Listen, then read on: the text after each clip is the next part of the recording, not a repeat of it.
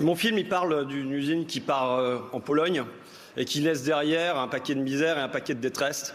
Et au moment où je vous parle, c'est une usine d'Amiens qui s'appelle l'usine Whirlpool à Amiens qui fabrique des sèche-linges qui subit la même histoire puisque maintenant ça part là aussi en Pologne. Il y a 15 ans, j'étais déjà à Amiens et c'était le lave-linge qui partait en Slovaquie. J'ai connu Continental qui est parti en Roumanie, Paris siège de France parti en Roumanie également, Goodyear parti en Pologne. Ça fait maintenant 30 ans que ça dure dans l'ameublement, dans le textile, dans la chimie, dans la métallurgie et ainsi de suite.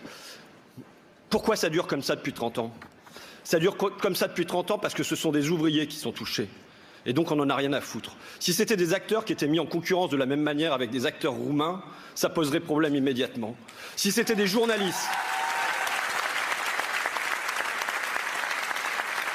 Quand on touche à l'avantage fiscal de la profession de journaliste, ça fait des débats aussitôt. Il y a des tribunes dans les journaux.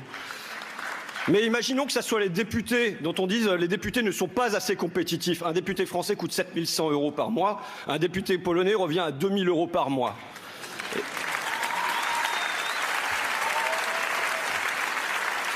Et encore, je suis modéré parce qu'au Bangladesh, un député, c'est 164 €. Mais imaginons qu'on dise demain, il faut délocaliser l'hémicycle à Varsovie.